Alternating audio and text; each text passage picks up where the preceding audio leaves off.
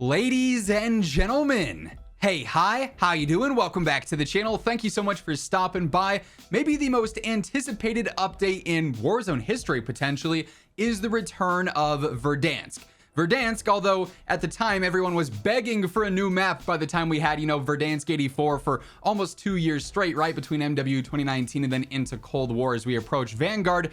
We've come to realize it was the best map, or at least that's the general consensus, right? While yes, it seemed boring and played out at the time, after having Caldera, after having Almaz, Urzikstan, it seems like most people are saying, yeah, we didn't know what we had with Verdansk. Like, it clearly flowed the best, it clearly played the best.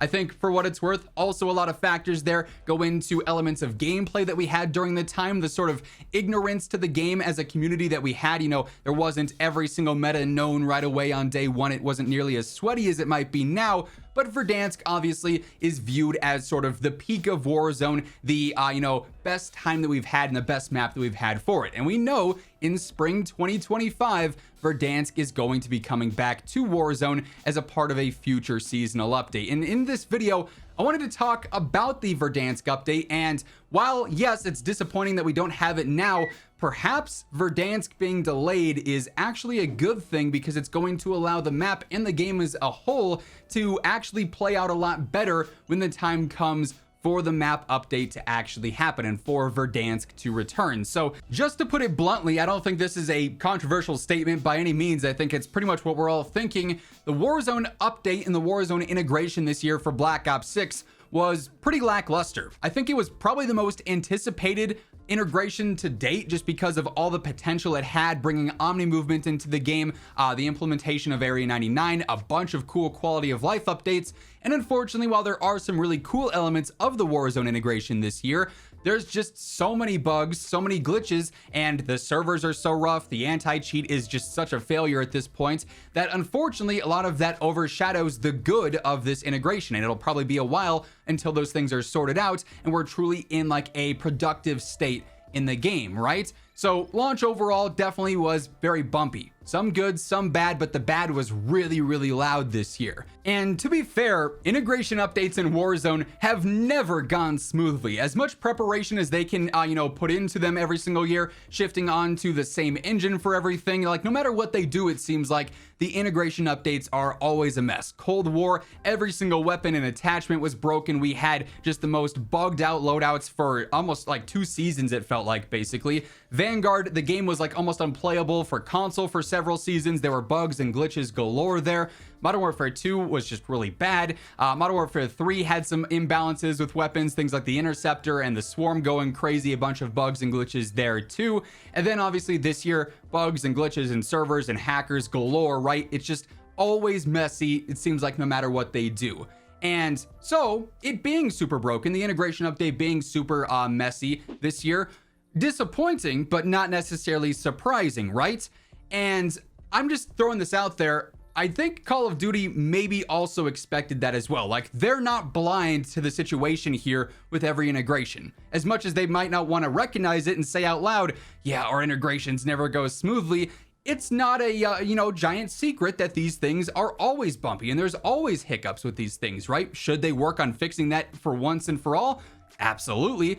But, maybe they expected things were not going to be instantly smooth and instantly perfect on day one of the integration. And with that in mind, perhaps that's why Verdansk wasn't nearly as much of a priority for, day one launch with the Black Ops 6 Warzone integration, and instead is a spring 2025 thing. Instead, that could be more focused on, hey, now we can turn it into, it's an anniversary update. March 10th, 2020, obviously, is when Warzone dropped, I believe, off the top of my head.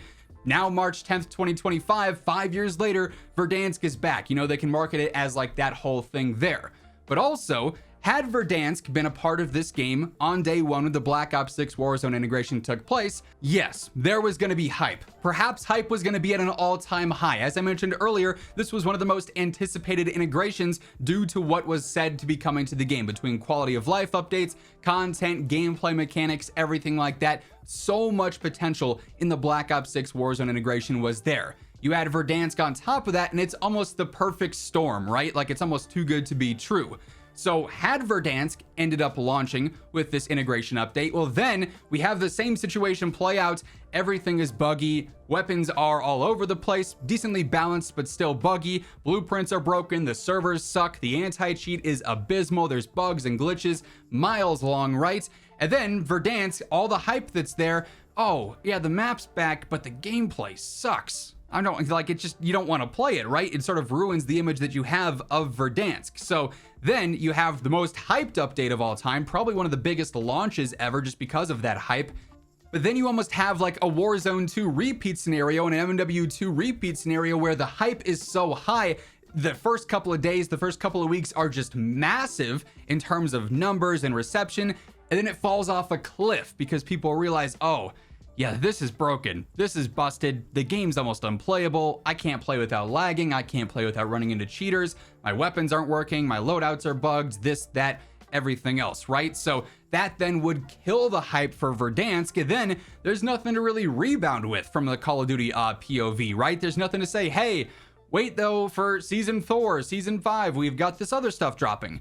At least now, yes, the game is broken and that sucks. Like you never want the game to be borderline unplayable because of the issues, because of the servers, because of how many cheaters there are. But at least we know in the future there is something cool coming that could potentially help sort of resurge the player base, resurge hype a little bit and revitalize things in the form of Verdansk with this spring 2025 update.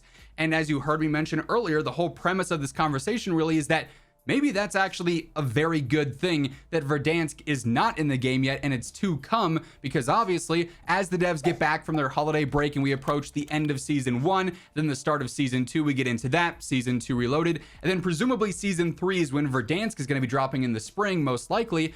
We then have a game that ideally, you know, cross our fingers, is in a much better state. They have time to rebound throughout the end of season 1 to fix a lot of the bugs and glitches going on. They have time in season 2 to sort of refine things, tune things for gameplay, and make the overall experience much more enjoyable. You know, that's kind of how it goes every single year. We've talked about this Warzone cycle where the game starts off with the integration, it's a mess, it's buggy, it's problematic. Season 2, things get a little bit better. Season 3, things get a little bit better. Season 4, things get way better. And then by the time season 5 and season 6 rolls around, yeah, the game has been played out, but how the game plays from a gameplay standpoint is very smooth and where it really ideally should have launched. Like that's been the situation for MW3 Warzone. That was the situation during a lot of the integrations beforehand. Warzone 2 was just kind of bad the whole year. But you know, getting into Verdansk now that it's not a day 1 update and it's to come here in a future seasonal update, that gives them time to fix things. That gives them time to get the game in a truly playable state so that when we do jump onto Verdansk on day 1 when it drops, and I would have to imagine Warzone probably sees one of its new peak player counts since the launch of the Warzone 2 era, simply because of the Verdansk hype, it's not immediately killed by the bugs and the glitches and the borderline unplayable gameplay because of all these other factors, and then they have nothing to go off of for the rest of the year, basically just waiting on the COD 2025 integration with Avalon and everything there, right? Hopefully, you know, this is all just me theorizing and sort of painting this picture, right? Hopefully that's the situation that comes to fruition where the game is in a smooth state, Verdansk launches, and it's actually playable and it's a solid experience and it's not hindered and overshadowed by all these problems that so far Black Ops 6 Warzone has suffered from. So, well, yes, it sucks that we still gotta wait and that the game is definitely not in a great place right now. Hopefully to come with some of these seasonal updates, with some of their major gameplay updates here as we get closer and closer to the launch of Verdansk.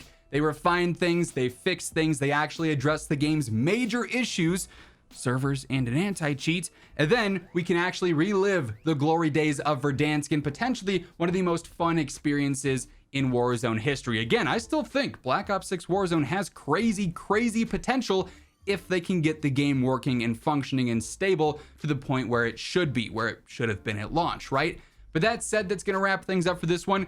Curious to know, how excited are you for Verdansk? Are you just simply excited to go revisit one of the best maps in Warzone history? Are you concerned because of the state of gameplay and how that might impact going back to the map? Let me know your thoughts down in the comments below while you're at it. If you enjoyed this video, a like rating is always seriously appreciated. And if you want to guarantee you're always in the know for everything going on in COD, as we do see new info on Verdansk surface in the coming weeks and months leading up to the launch, this is the place to be to stay up to date with everything like that. News, updates, patch notes. It's It's all right here every single day, so feel free to hit that subscribe button and turn on those post notifications. But once again, thank you so much for tuning in, and until next time, take it easy, have an awesome rest of your day, and I'll catch you later. Peace out.